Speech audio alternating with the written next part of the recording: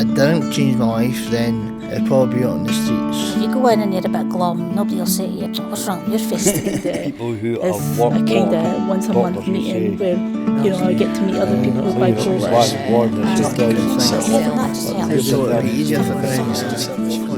Making Recovery Real in Dundee is a story sharing project.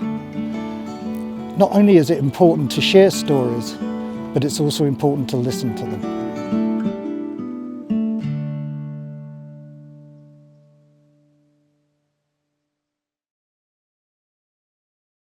I was on the wrong path for a while, and I just came to terms to myself saying, you can't go further on doing this. So it was just a change of mind in a sense. Well, at the end of the day, it's up to me. If I don't want to get well, or I just don't want to get up.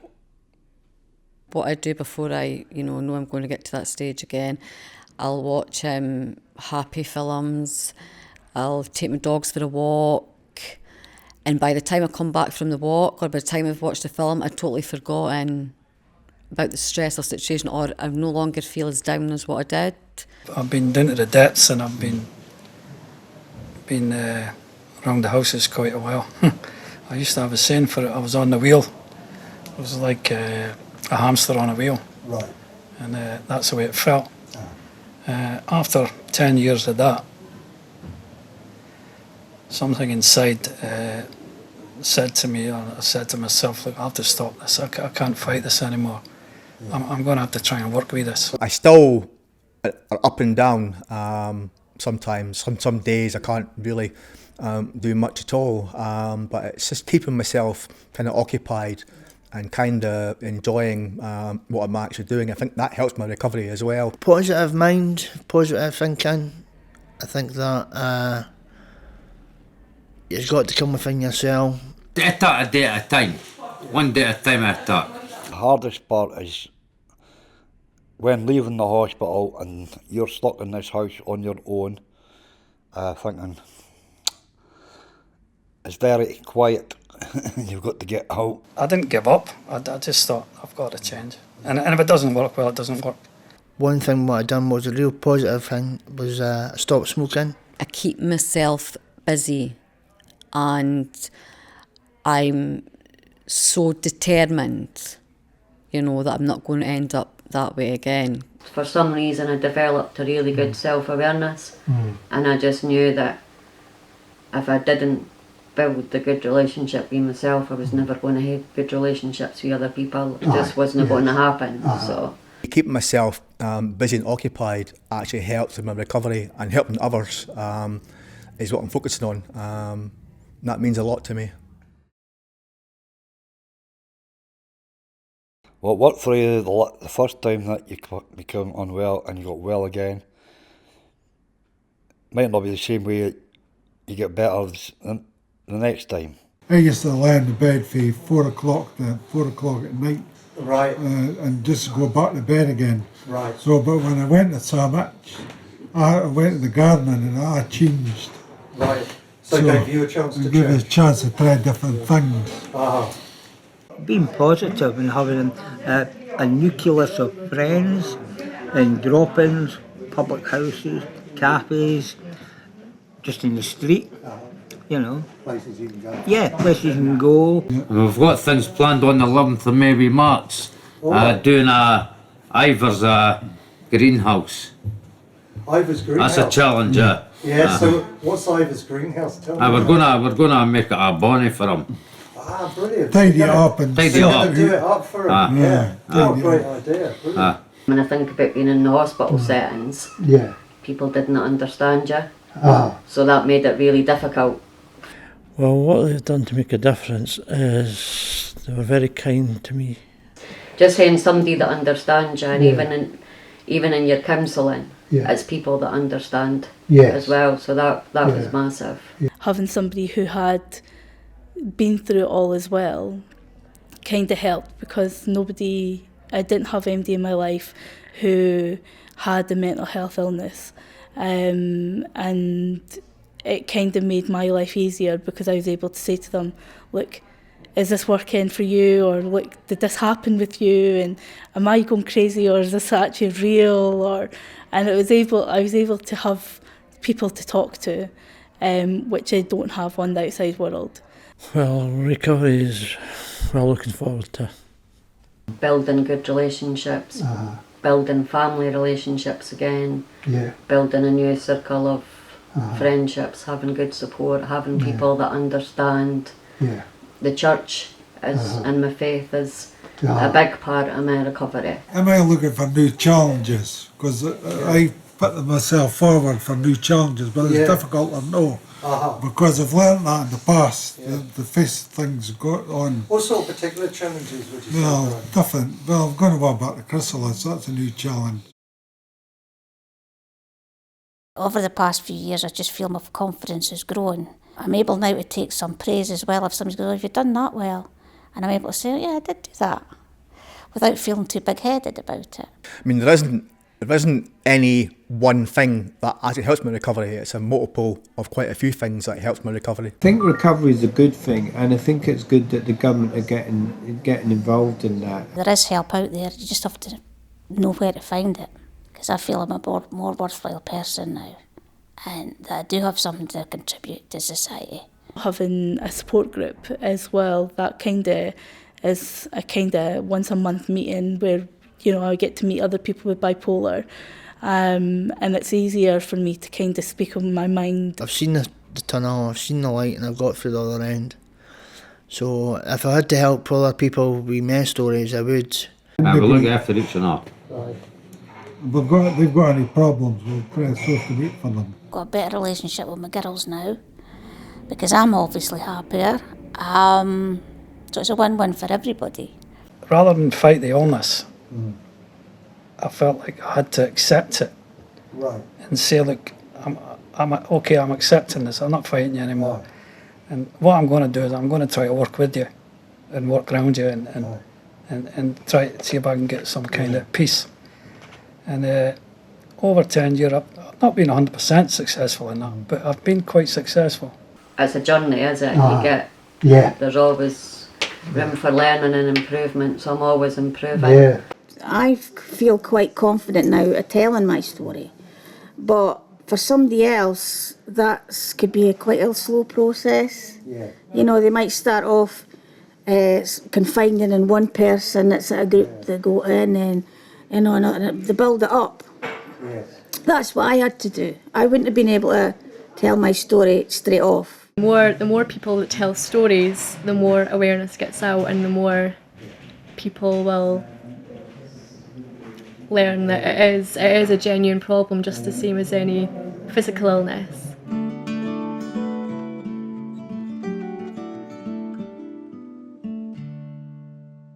I've been going to the Willows now for 3 years. Well, it's actually called Damage, but we call it the Willows. We prefer that. It's much nicer. It's much nicer.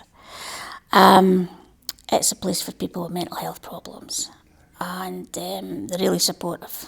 The strange thing was, I didn't know anything about the place until I had to go to the job centre when my husband decided to leave me. And the first lady was very rude and just said, why haven't you worked for 20 odd years and all of this? And I was getting really upset. And this other lady came over and she goes, you're not fit to work just now. And so I explained my situation. And then she says, I'm putting you on to my co-worker. So this was, I met Fiona Batchelor from the One-to-One project at the job centre. And for the first few weeks, Fiona came to my house. And then on the 5th week, she goes, look, I want you to do something really good. She said, I want you to try and get on the bus and come down. So that was really nerve-wracking because my confidence was at a low ebb, really low.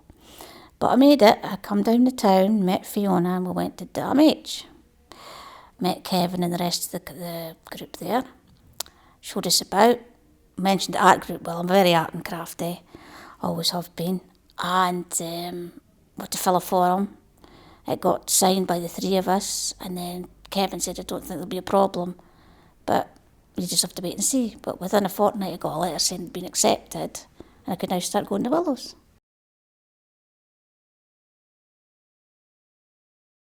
I'm fed up hurting myself. I'm fed up hurting other people. I'm fed up being ill, I'm fed up being paranoid, I'm fed up being angry. I've got 3 children, you know, at that time. I've got umpteen grandchildren now. And I just can't continue this way. Like, you come to a crossroad and one arrow points that way and the other one, what do you want to do, mate? Do you want to keep on this road or do you want to go off it? And I thought, well, I'm going to take my chances. And I joined a singing group. And when I joined it just for something to do, to take us out of the mental. It was a community-based group, and I wanted to step out the mental health setup and to be among what I would class as normal people. Yeah. Right? Mainstream. I realised that these people, there was nothing to be afraid. You know, they were nice people. There was no stigma attached. There was nothing. I didn't tell them about my history, but they made me welcome, and I felt this is better than what I've been doing. Yes. And it led to playing a guitar. It led to going around nursing homes singing for old people, and it was a totally different road I took. I felt like if I could help others, that was helping me. What's been important for me in my own recovery is being able to help other people, being made an example of in a good way, people saying positive things about me, etc. Actually, to the point that I've been, said to by a couple of people that I've actually been like their hero, to get through what I got through. Everybody deserves to be happy. Nobody deserves to feel that horrible way, whether it's anxiety, depression, any kind of mental illness. It's just not fair, and there is a light out there, and they can get better. Might not be overnight, we know that, but I never thought I'd get better ever. No, never thought I'd get back to myself. I first started going to the Haven when I got out of the Carsview. I was there as a patient, and I started to volunteer in the kitchen, doing things, keep myself occupied. I still wasn't fully recovered at the time. I was still very, very anxious and would have to leave sometimes early, and then I just started to feel better, become more determined, I'm going to do this, I'm not going to leave, I'm going to fight this. And then the next thing, I was up at Carsview where I'd been a patient, doing peer support, helping people up there, explaining the story to them, and it lets them see, there is hope there. If we've been there as patients and we're there here now, then the chance they could do exactly the same.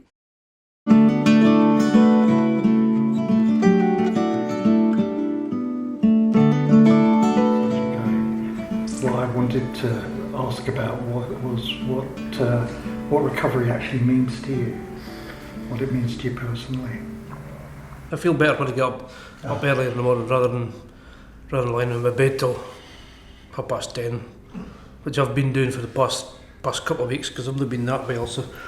But when I've got something to get up for, I can't do it like it's this morning and just every morning.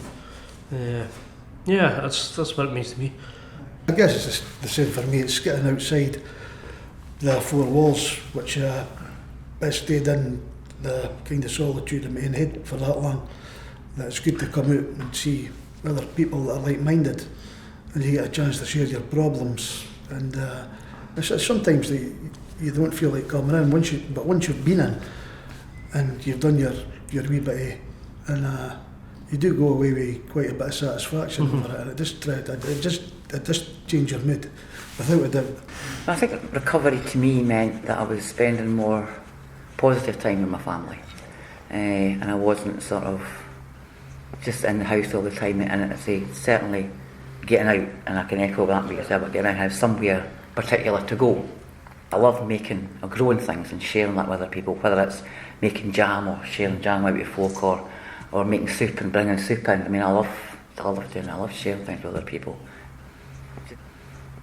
I worked for it was a private estate up in Nairn, but I was there for just about 13 years, and when I come into here, it's great because Joyce can say to me, go and do that and show such and such how to do that, and I'm glad I'm sharing that knowledge. I think it'd be fair to say when I first started, I'd be hiding in a corner if anybody came round it. You know, I wouldn't be volunteering my knowledge or even trying to help people out. It would just take off, but it's different now. It definitely brings on your confidence, without a doubt. Yeah, because I've seen it. You see it for your own eyes when you've been out here for that long a time. I've seen it in you the past, because you started it for me, didn't you? About a month before me. We've been into about the... That's right, because I first met you when you were out there in the something. But it's good to see it, and it does have that knock-on effect, where if you see somebody's doing, you maybe leave them a bit, and then you go to them, and then you are right and all the rest of it, and then you're able to say, well, I actually went through the same thing as you just 2 weeks ago or 12 days ago. That's really important, isn't it? Well, working here, doing something that I've got a great passion for, gardening, as well as helping others or supporting others, and guiding in some respect through their recovery journey. That's really important to me as well. I'm being fortunate in my primary health care. My GP has been fantastic over the years, very supportive. And a lot of people have mentioned helping others as being a significant thing. What would you all have to say about that? Well, mutual support, that's important because doing the Willow Centre, we are mutually support each other. And if they're having a bad day, ask them how they're having a bad day, see if you can help them. When you're helping somebody else, you're helping yourself. And if you're able to put somebody's mind at ease, just if it's for, I don't know, half an hour, and you've went through the same problems as them. They're not sitting with a doctor or anybody like that, where it's a really formal thing. You're trying to remember everything about what your last bad episode was. Here it just flows. It just comes out itself. It's just like, maybe it's the surroundings, I don't know, but it definitely makes you feel better when you're helping somebody else, without a doubt. Somebody said to you, you don't recover. How would you reply to that? What would you say? Oh, you do recover, but that's a few years. Takes a while. Fully. It doesn't happen overnight, and it's got to happen, in my opinion, for me anyway, it happened very gradually, so I'm almost like wee baby steps sort of thing. But sometimes you were 2 forward and 4 back. It doesn't always go as easy. Smooth. It can be almost like a roller coaster in some respects. You can have that debate. It's getting yourself back up there again. So yeah, recovery is totally possible. There's still a lot of stigma about mental health. You know what I mean? People don't understand it. They just say, "Oh, he's mental." Do you still come across a lot of stigma? I come a lot of stigma against mental health.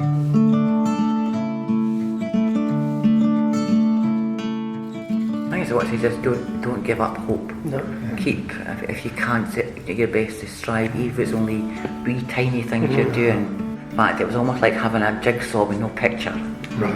And then finding the pieces as I went along. Right. And then finally, yeah, right, I've got the whole picture now, I've got it. Yeah. And I can see it, yeah, and that was totally fabulous. It was just, wow.